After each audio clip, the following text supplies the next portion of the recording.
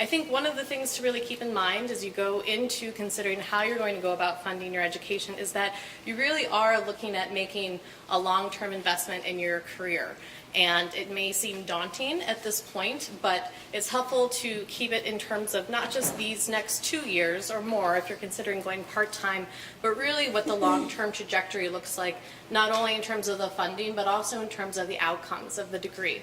So when you're thinking about that, I encourage you to continue to be thoughtful in your evaluation of your options and the outcomes and what it's going to look like at the various places you might be considering, whether it's other programs or even going straight into other career opportunities, what the long-term evaluation might be. And there's no need to rush the decision.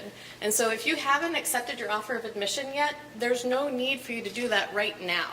And you have time to be able to figure out how you might approach your funding for the program and what other sorts of aspects of the decision-making process you need to take into consideration. So no rush. We're here to help. If you have questions, make use of the resources that are available to you. So from the School of Information specifically, I assume you're all familiar at this point with the merit scholarships. These typically cover half tuition for the full 2 years of the program for a full-time student. And you probably also all realize that we've gone through our first round of scholarship awards, and towards the end of April, beginning of May, we'll go through a second round. And while merit will still continue to be the primary factor of consideration for these scholarships, your motivation to attend, your fit with the program, these are things that we can continue to take into consideration for the future rounds of scholarships. So I would encourage you to stay in communication with us if SI is the place that's the best fit for you, and if you're still trying to figure out the funding aspect of this process. The University Library Associates are usually around now starting to conduct interviews. It is, like any other job search process, a bit variable in the timeline, and the library does that on their own, the interviewing and the communication process. So we will try to keep you as informed as we can, being not the primary people running the ULA process, so we can update you as we have information.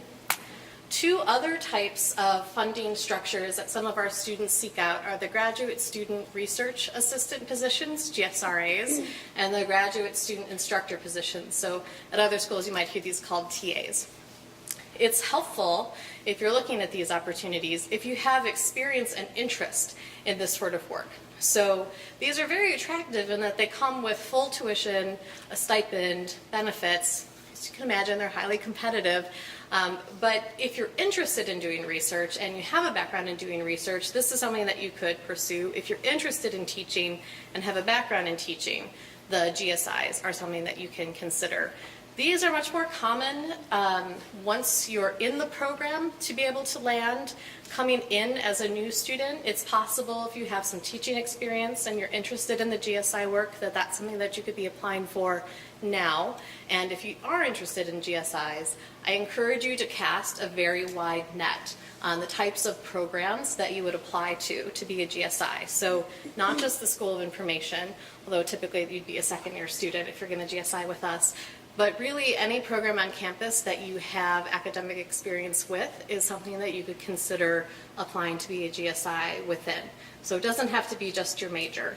On our website there's a list of a number of departments that often take our students for their GSIs. One thing I would encourage you to think about again as you're weighing your decisions is that it's challenging to do things in addition to going to school and being a GSI or a GSRA. So it will potentially limit the amount of time you have available to do part-time work that's in your specific area of interest.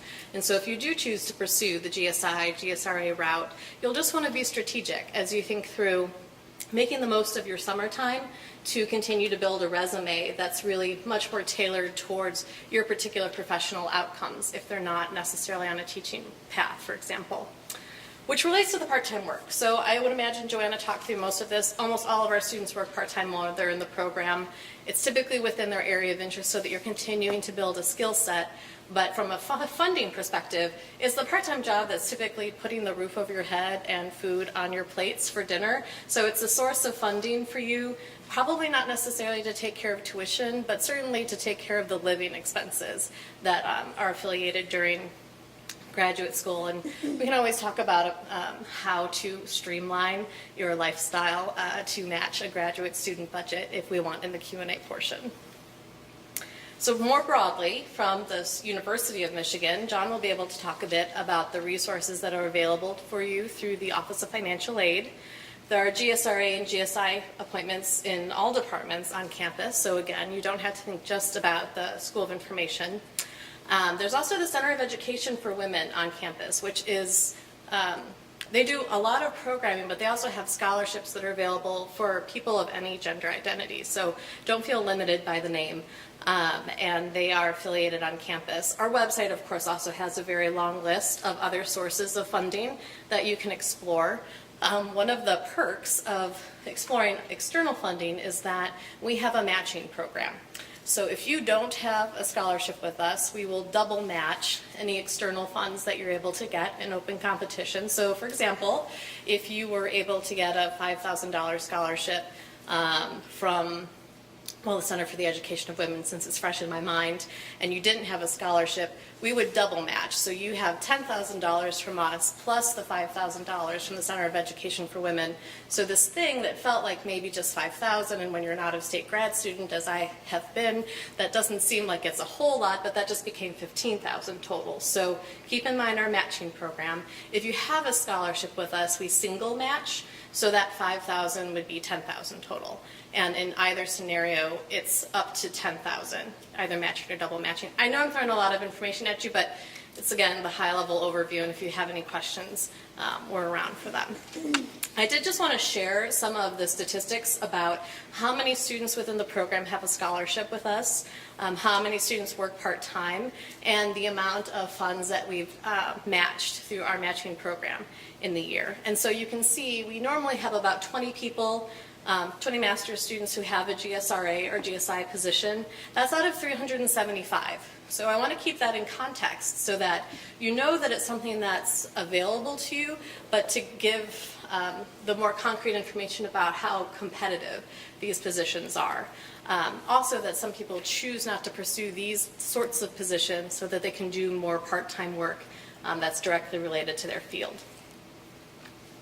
Okay, so very broadly, and we'll get into more specifics with the panel that we have here, I just really encourage you to remember that funding is often not a one-solution problem, that it's often going to come from multiple sources that are cobbled together and will often involve loans and part-time work and scholarships, and that it'll really take whatever kind of strategy you have personally for mapping out how you've applied, where you're applying, what the timeline is. There are some scholarships that are only available as you start a program. There are others that are only available as a second year. And so really, I love spreadsheets. I live in spreadsheets. So having a spreadsheet that's going to keep track of all of that so that you don't miss opportunities that are available to you as graduate students.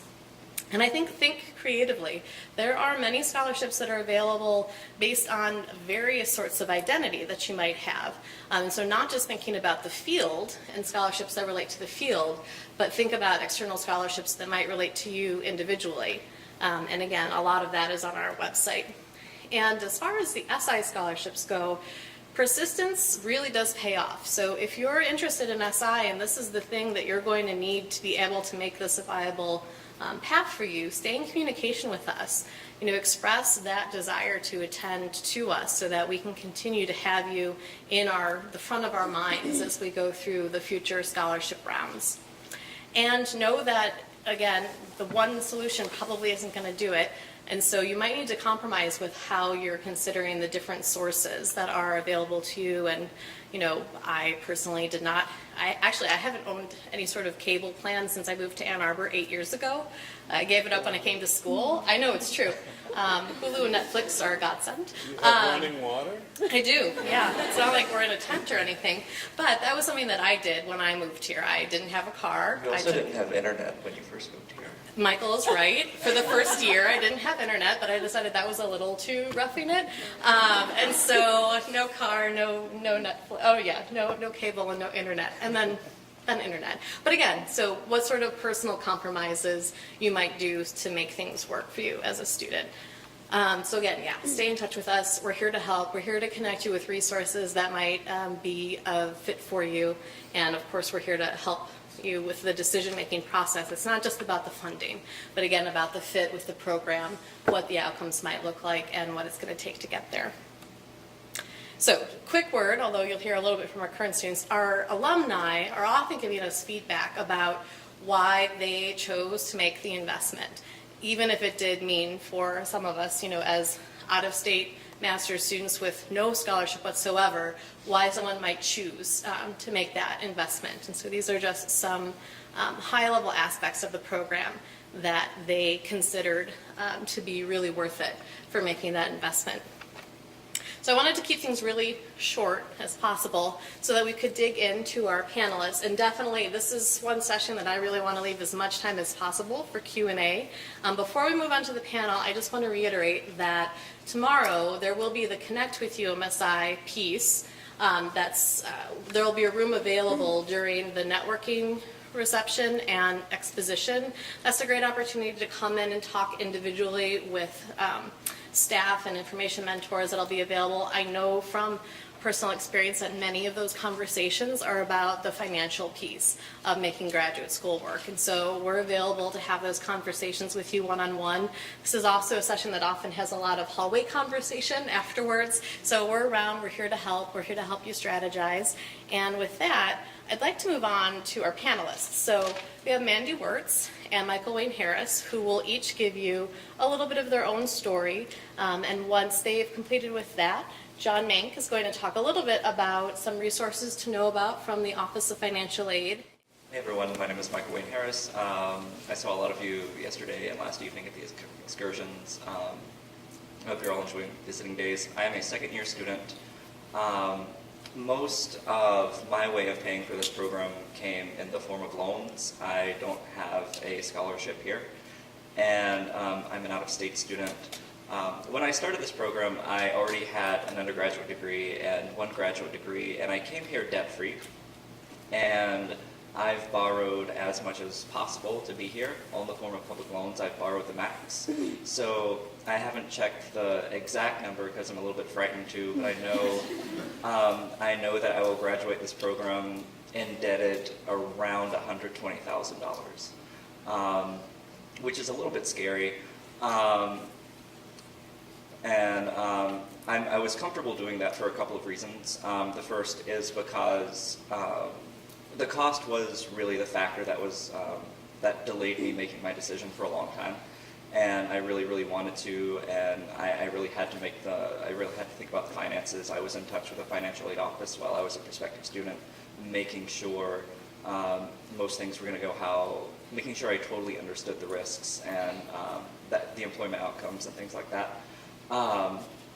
And what made it possible for me, or what makes it possible for me, in part, is working part-time.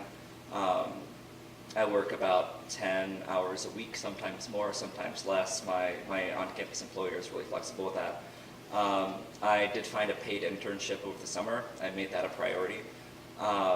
And the thing that most makes this possible for me is I'm counting on a federal program called the Public Service Loan Forgiveness Program. Last year when I gave this talk, I think I repeated that phrase about 30 times. You did. You did. I remember that. But it's a good, It is a good program. As the law stands now, if you have federal loans and if you are working for a government institution or a nonprofit institution, such as a college or a university, such as a library, such as an archive, the range of public employers is actually, public or nonprofit employees is quite large. The amount of your payments can be capped to the amount of your monthly income rather than the size of your loan, and so that's really nice if I were just paying based on the amount of my loans of that $120,000. It would be scary, but because I know it'll be capped at about 10% of my discretionary income, that'll be really nice. And after you've worked in a public or nonprofit setting for about 10 years, the balance of your loan will be forgiven. As of the current law, they are discussing some reasonably frightening changes to that. But as of now, that's how it goes. And that's really great. I've also been a little bit strategic about being here, knowing that I could get a pretty broad skill set, so that if I needed to, my plan is to go to work in the public sector, hopefully at a large college or university. I've also been a bit strategic about if I need to go into the private sector where the pay might be a little bit better. I feel like I'm in a reasonably good position to do that. Coming into the School of Information, I had zero technical skills. I knew how to use my computer to check my email, and that's about it. And I've made it a priority to gain the technical skills that I have, and it's certainly possible, and you could certainly put yourself in a good position. Another student who's a good friend of mine, he completed the program in 3 semesters. He did his entire undergraduate field in archaeology, and he had no computer technical skills whatsoever. And now he's working in the private sector, making $50 an hour, starting out. So if you don't have a technical background and you want a high-paying career, it's possible. You have to be a little bit strategic about it, but it's possible. And so I guess the point of that is I came in here knowing that I was going to go greatly in debt, but knowing that I could position it so that I could take advantage of the federal loan forgiveness programs that are available, and knowing that I could position myself, if I needed to jump into a higher paying job in the private sector, I can do that. I'm currently in the middle of my job search, and it's going reasonably well. So all that stuff they told you in the career panel, it's true. I'm living around. I don't have a job yet, but it's because I'm being relatively leisurely and fairly picky in the kinds of employers I'm looking at. And I can afford to do that because I feel like the program here has been so strong. And so that's been a great comfort, and that's feeling like the investment has paid off. A few smaller things. Day to day, I live with a roommate now. I didn't live with a roommate my first year, and living with a roommate makes so much sense financially. I'm paying like $400 less a month in rent now than I was living alone. Learning to cook is helpful. I'm astounded. I can go back at my bank statements and tell the months that I went to the grocery store more often because it's wonderful. The smaller things that you can do like that. If I go out in the evening, if I go out to a bar or something, I keep my costs down by drinking the 75-cent cheap beer night on Thursday nights at one of the dive bars. That's how you can keep your costs down. We do sneakers on Friday. It's circus. It's kind of club, actually. But so that's while I'm a student, between having that part-time job, having a roommate, and cooking rather than going out. That's how I sort of keep my costs down day to day, month to month as a student. And then I've already told you a little bit about my loan payback plan. So that's pretty much my piece. Hi, I'm Mandy, and I'm not as comfortable with debt as Michael is. So I've taken a different plan to pay for school. Can I just take a second? Mm-hmm. Maybe. All right. So I'm a first-year student, and HCI is my specialization, and getting a scholarship here was critical for me to be able to attend. I just couldn't look at least $40,000 worth of debt and say, I feel really comfortable with this. And so I had to be really strategic about how I went about trying to get a scholarship. And thankfully, they give you good advice. Everything they're telling you, if you, I shouldn't say it, obviously doesn't work for everyone, because everyone can't get a scholarship, but they're leading you in the right direction. Currently, I work at the university. I worked 3 years full-time, and then I went to a part-time position when I started the program. And as part of my 50% appointment, I get tuition assistance. So that's one way I pay for school. The other way is through the scholarship. And cutting costs. Yeah, I've always been a person on a budget, and so I just had to kind of slash lines and just be conscious. I used to have a nice car, and I don't have a nice car anymore. But it's a sacrifice I'm willing to make. It's just that important for me to stay out of big debt. So, and so during the process of, I commonly think of this as courting UMSI, because I wanted to show them who I was. I wanted to show them that my values were the same as their values. So I went to the website and I was like, who are these people? What do they care about? You know, I did this in the process of writing my application essays as well. But I just kept going back and thinking, do I care about changing the world through information and technology? Do I care about, you know, people? Is that who I am? And that is who I am. So it really did fit with who I was, and I could really write to them and say, I did this in the past, and this is how I'm showing you that these are my values by these things that I did. And I just consistently stayed in touch with Alyssa, and having some student service background and higher ed, I didn't want to just be like the annoying student. It was like, hey, it's me. Hey, it's me again. So every time I was talking with her, I just wanted to have something that was worth taking her time to talk to her about, and worth saying, like showing something about myself or something I knew about them that would help them to show that I aligned with their values, and that, you know, in the end they should give me a scholarship.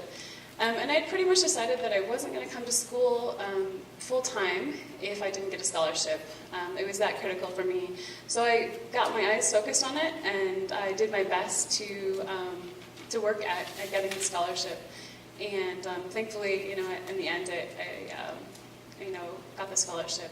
But letting them know that it's critical that you receive funding for your degree is important, and letting them know that your values align with their values, showing your track record that you are worth investing in is really important, and that you have a commitment to continuing that track record, and that you will be a person who's involved in the community and who will work hard at their grades and who does want to give back. I think those are some of the important things. Also, I did apply to a lot of scholarships. I lived off that spreadsheet too. I downloaded a copy on my drive, and I, you know, week by week would check it and would apply for the scholarships. And that took a lot of work. Writing those essays, especially when you're out of the school mindset, is kind of quite a commitment to work all day and come home and write essays in the evening. But it was really important to me. And I also let Alyssa know that I was doing that, that I applied for this one, and I applied for this one. What else can I be doing? How else can I be pursuing this? And I was just honest with her, like, let me know, is there something else I can be doing with this? So, like I said, they're leading in the right direction, and it pays off to do it. So that's my story. Hello, I'm John. Can you hear? I talk loud anyway. Okay. Okay, so I work with the Office of Financial Aid. Let's start at the beginning. So now is the time to apply for financial aid if you are interested in it. You want to fill out the 1415 FAFSA. The deadline is April 30th for our office. If you wanted to, basically, what does that mean for you? It means whether you get work study or not. Work study is I guess it's a federal program where we would be paying or reimbursing your employer for percentages of the wages on campus. So it really just helps you find a job on campus. You would be able to find a job on campus no matter what, but if the cafeteria is not your idea of a good place to work, then work study is something that you would want to have. Now is the time to apply if you haven't already applied. I'm just going to jump in and mention none of our students work at cafeterias. Just to give some context to the part-time jobs. But you're welcome to. No. Okay, so what would your aid package look like? Your aid package may or may not include federal work study. It will be an unsubsidized loan from our office of $20,500, and that will be it. And so some schools will list, here's your Grad Plus loan, and on your award notice right off the bat, but because you have to apply for that separately, we won't put it out there.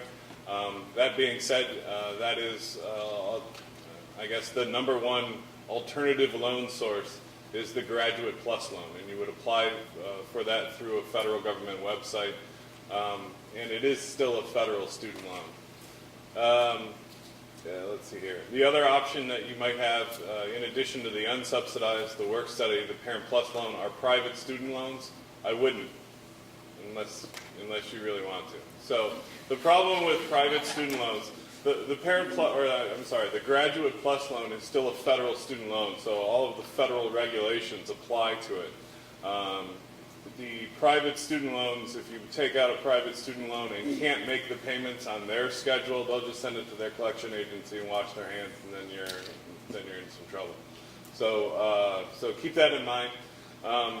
The Grad Plus loan will have a credit check, but the credit check is, I guess, easier than buying a house, that type of thing. So I mean, it's more can't have negative credit as opposed to not having any credit at all, that type of thing. How much can you borrow? We put together a cost of attendance for everyone that attends. That cost of attendance is tuition, an estimate of what housing will be, books, and personal miscellaneous expenses, which is really student health care. So U of M does it a little bit differently than other schools in that you have to actually apply and pay for separately the health care program if you want it here. I know that some schools, my grad school, said no, it's part of your tuition and you have to opt out. U of M doesn't do it that way. But we'll put together that cost of attendance that will include all of those things. Now, it's not, both of my panelists here have been talking about trying to reduce costs and everything like that, because the cost of attendance we put together for housing is not so you can live in the Rain Man suite in one of these Aragon West apartments over here, you know. So it's for, think $1,000 a month for rent, food, and everything type of thing. One thing that will not be in the cost of attendance that is a big deal, or at least it was when I went to school, that I didn't understand, is your car is not in there, and it is not required for your program. The United States federal government doesn't believe you need one unless you don't have any buses, which Ann Arbor has. So that's also a big expense that is usually not in the cost of attendance. So what happens? So you come to school and you've decided to come to U of M, you've applied for all of your loans, what happens? Well, the bill's due on August 31st. If you've applied during the summer for your Grad Plus loan and done all your promissory notes and everything, the financial aid will pay against your bill first. So we're going to take our cut no matter what. And then we would refund the excess amount to you right at the beginning of the term. Expect a refund before September 1st. So expect it by August 30th. Now, everyone here would sign up for direct deposit because that would be the best way to do things, right? If not, then we can track down lost checks. Anyway, so let's see here. We did talk, or I should say, Veronica talked about CEW. CEW is a good resource, and we send a lot of people over to CEW. I would classify. I know that they do have scholarships, but they also have emergency money. And so, if you find yourself in kind of an emergency situation where something has gone wrong at home and need to get home and don't have any money, don't hesitate to come into our office, and either we'll pawn you off to CEW or we'll try to figure out something for you that way. Now, again, spring break is not your emergency, right? So, but unless it is. Okay, so so the Office of Financial Aid is open from 8 till 5, Monday through Friday. You can come by anytime. We don't have any students working on the phones or on advising. It is all financial aid officers, so swing by the office and we'll be happy to have a talk with you about anything. And that includes repaying your loans. It includes how do I cut my budget. It includes, oh my goodness, something hasn't paid, what's going on, which is usually the only reason that you'll come in to visit. But you're welcome to come by for that as well. So the question is, do students ever defer, basically, for financial reasons? So they have another year of either working or finding additional scholarships? And is that a valid reason to defer? So I would say that, again, since it is such a personal path, it very occasionally happens, maybe like less than 5 a year, but it certainly is one option, particularly either for people who haven't, maybe are coming straight from another program and haven't had a chance really to like build up a store, that is one option. Or if there are scholarships that you think, wow, I was perfect for that, I wish I had known about it a week before it was actually due. And so it could be that you wait for the cycle to come back around again. But for almost everyone, the putting together of the puzzle pieces happens now and then throughout the course of the years. The graduate student research assistant positions really come from developing work relationships with individual faculty members. And so if there's a faculty member whose work you think is really awesome and you want to get your hands on that work and get involved, I mean, it's like pursuing any other job position. You want to learn as much as you can about the work that they do. You want to learn about what kind of skill set would be valuable to them and be able to present to them, hey, I know this is what you're doing. It looks like you could really benefit from this sort of perspective, which I can bring to you. I have this sort of experience in research, and this is how I can contribute to your team right away. And so typically that comes from, maybe you've had class with a faculty member and have really hit it off. Those are positions that will get posted through our email lists once you're a current student here, but are also, maybe Joanna talked about job opportunities coming from like informal networking. Like those are opportunities that come from talking to faculty. And I think being able to really clearly articulate, here's how I can help you, not just you seem really cool and I really like someone to pay my tuition. So to really being able to position why you're going to be able to contribute to the team. As far as I understand it, the residency office's guidelines are you would need to move to the state of Michigan, live here and work for at least 3 years, reapply to U of M, and get back in before they would even consider it. You have to work in a full-time permanent position and move to Michigan for that, not for school. Or marry a Michigander. Or marry a Michigander. Oh, does that work too? Okay. So you've got like 5 months. Make some connections. I was just wondering, the Graduate Plus loan that you mentioned, is that separate from the FAFSA? Is there a deadline for that? I'm going to repeat all the questions because I Okay, have go ahead. like a compulsion about that. Is the Graduate Plus loan part of the FAFSA or separate from that? It is separate. Okay. So the FAFSA will get you the unsubsidized federal Stafford loan.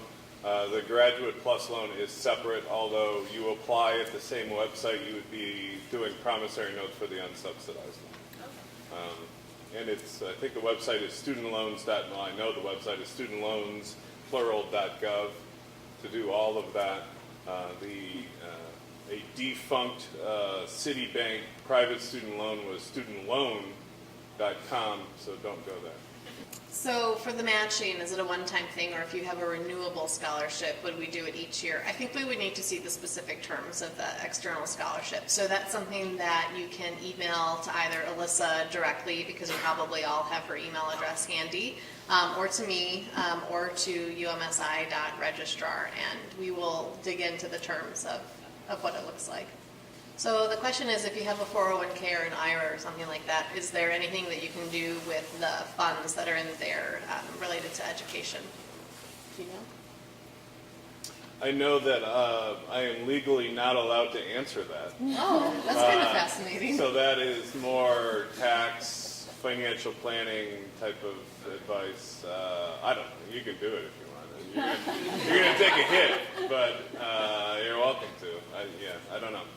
So the question is around the timing of the second round of scholarships, knowing that it will be late April, probably honestly more like early May. How that impacts the decision-making process when you might be considering other schools that have an earlier deadline. So because of the consortium of graduate schools, if you're offered a scholarship from another school, it is reasonable for them to request an April 15th deadline for your decision. And if this really is your first choice, it's completely reasonable, and I'll speak as if someone was asking me for an extension, to ask for more time for the decision. And so ask if they would be willing to hold the scholarship while you consider your other options. If you had something that had a specific timeline and let us know about that. We would try to work with you because in the end, we, being higher education professionals, want you to make the decision that makes the most sense for you professionally. It's great if you come here, and of course, I'm biased, and I think we're awesome, and we'd love to have you, but we want you to make the decision that's going to be best for you. And so if that means you need a little bit more time than what we've told you is the first initial deadline, just talk to us and let us know that whatever your specific circumstance might be. Question is around dual degrees, and if you have to pay double tuition, which you totally don't, and if we talk to each other. So a couple of key things to know if you're doing a dual degree. A normal structure would be that you spend usually 1 full year within one program, the next year in the other program, and then the third year is a blended year. Whichever program has higher tuition for the blended year is the tuition rate that you pay. If you're basically within SI for all of your coursework for that semester, for that year, you pay SI tuition rate. Tuition does vary in programs across campus. There are some in particular that are much more than the School of Information. I don't think there are any that are less than, but I can't confirm that. We're pretty standard tuition rate within the University of Michigan. And so what's helpful is if you get a scholarship from us, make sure they know, or if you get a scholarship from them, make sure we know, because we do try to talk to each other more, but that should really be initiated by the student. And so continue to stay in communication with us.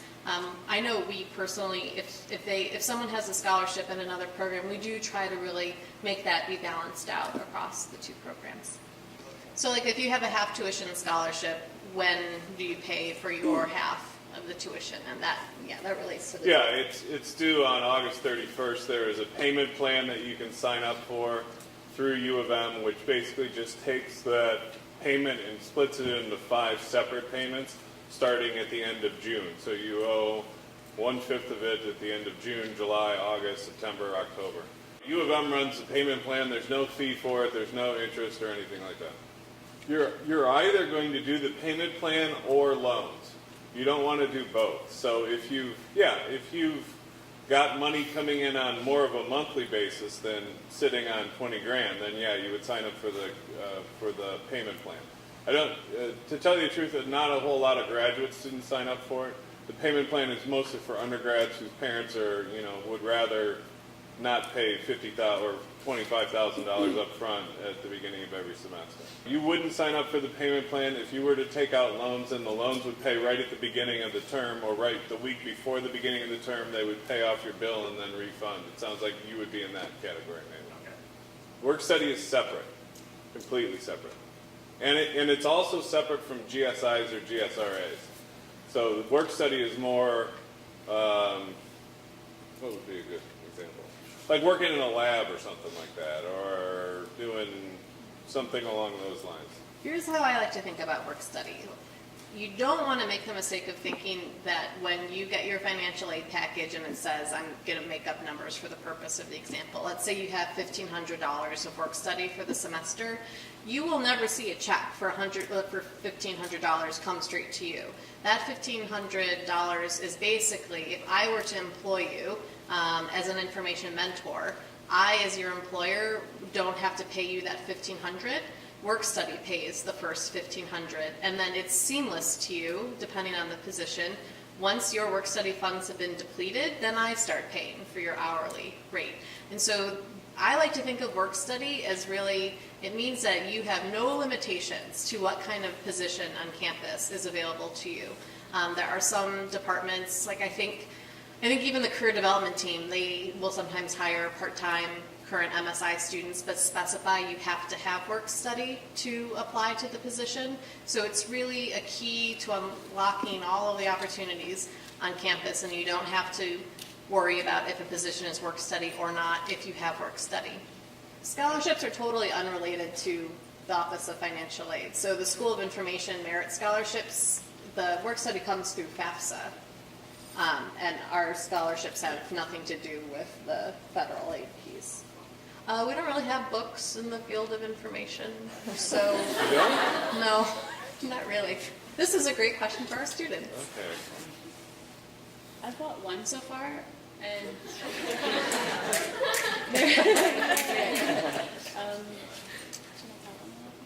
No. So I will say, like, while you may not be spending money on books in particular, you might be spending money on other things. For example, you might need particular software if you're taking the graphic design course and you don't already have Adobe Creative Suite. You'll have to buy Adobe Creative Suite.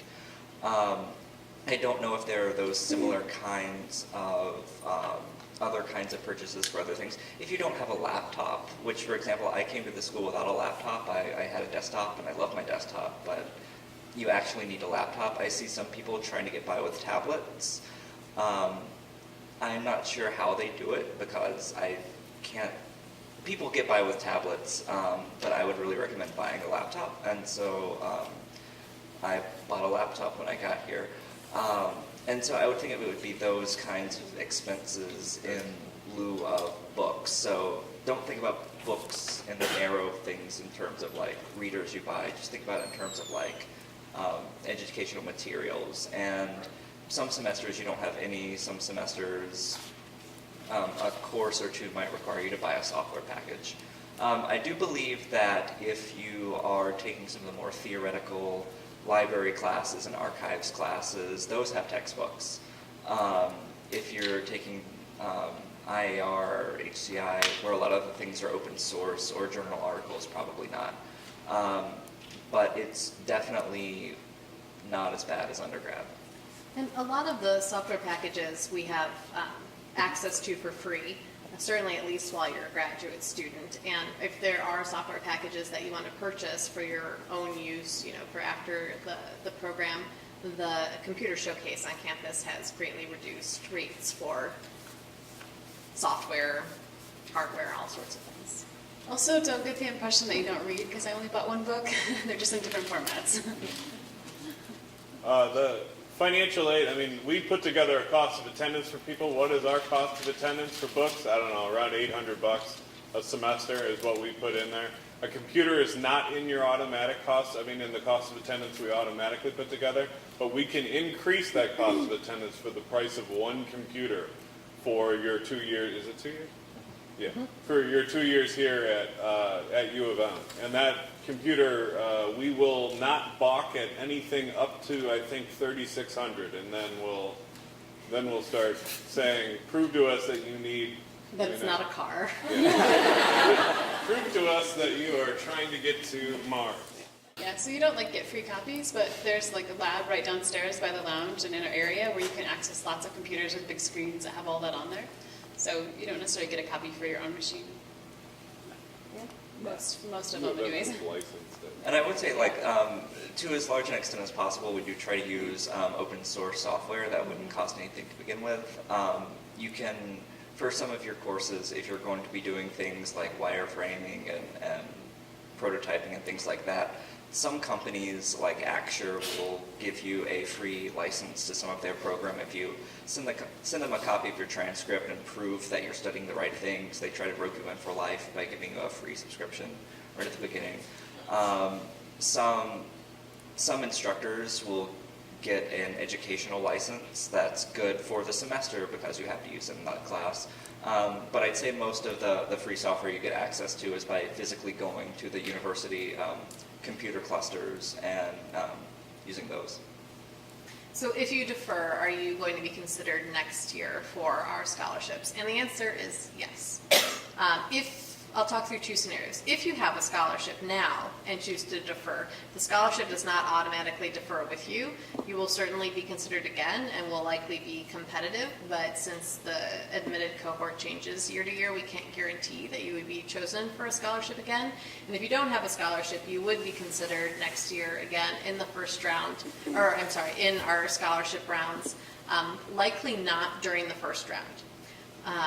Potentially, but if you weren't selected for a scholarship in the first round this year, you would want to stay in communication with us if you did anything noteworthy in the next year that you wanted to update. your file with. So you don't get reassessed for admission. You're guaranteed that if you defer, you'll be able to accept admission again next year. And then in our second, third, occasionally small fourth rounds, we would be able to consider you for a scholarship. You'll just want to stay in communication with us, which would be true of anybody being considered in our subsequent rounds of scholarship. If you come in with existing loans, does that affect your eligibility for new loans? No, it won't. Your loan max changes from undergrad to graduate, so it won't have any effect. You can't borrow enough in the next 2 years to get anywhere near your loan max. Honestly, I don't know how it works for each department, but because I went from a full-time position to a part-time, permanent part-time position, then I get tuition assistance. So it's based on a percentage. If you're 100% appointment, then you get a certain percentage, and then it goes down for your appointment. So I don't know how the other departments handle that. Do you know? Yeah, so I would say it's not very common. So for most of our students who are working part-time on campus, they're not having tuition support through that part-time program, through that part-time position. It's a little bit because of the nature, I would assume, of the existing relationship with the program and reducing down. There are permanent part-time positions that you can search for at umjobs.org, and they have a... So if it's something that you could explore, there's something called the Standard Practice Guide, the SPG, which will have a really obtuse description of who qualifies for what, but it's really a minimum recommendation, and so departments have the opportunity to choose how they're going to apply that. For most things on campus, I think it used to be an 80% appointment, maybe now it's 60% appointment. You get access to benefits. And the tuition support is generally 75% of the first 4 credits a semester. Yeah, so the questions around, hearing that it's helpful to stay in communication with us through the future rounds of scholarships, and if you wanted to send in a letter, where should you send it? We talk to each other a lot, so really any point of entry to the department will be fine. You can send it directly to Alyssa, you can send it to si.admissions, you can send it to me. It'll get into the big pool, and then the admissions review committee will take all of that communication into consideration when we take a look at applicants for the next wave. Yeah, so I don't cover all my expenses with my loan money. I have savings that I'm using, so in the case that you didn't have savings, you would have to just borrow more on top to live, to cover your expenses. I was an out-of-state graduate student, and the loans that were available to me at that time didn't even cover all of my tuition, and so I didn't take any additional loans to support my living. I had been looking at I was sure I was going to stay in Ann Arbor, so I was looking at either apartments or condos at the time, and Ann Arbor has an affordable housing program that anybody in grad school would qualify for, because they consider low income based on the average of Ann Arbor's income, which you can imagine, being a university town, is quite high. And so I was paying a mortgage and condo fees, hence the no car and no internet for a year, no cable, because again, the compromise scenario. But I supported my living entirely based on the part-time work that I did. And I mean, this isn't directly related, but it's just on the issue of keeping your expenses down. Generally, a lot of students, and I'm sure you've heard this before, but a goodly number of our students live not within walking distance of campus, within driving distance or bus distance, sort of down south of town around the mall, or even out as far as UMSI. A friend of mine revealed to me that she was paying something like $290 a month in rent. She had a roommate, which is absurdly low, and I was really, really jealous. I like being within walking distance, but I know that that's also a great way to keep costs down. It'll make your loan stretch further. But get to know each other and get a roommate. It's wonderful. The online form that we have over the summertime for the students who are coming in the fall, finding roommates is part of the activities that happen there. You can also use the Facebook group to start doing that now. I'll tell you that usually about at least 80% of the students who come to visiting days are coming in the fall, and so the likelihood of the people you are talking to now or the people that could potentially be roommates is really high. And so start making connections now. It never hurts to get started early. If your question was, can I borrow it all? Yes. So I don't know if that was your question or not, but yes. So you can borrow all total cost of attendance.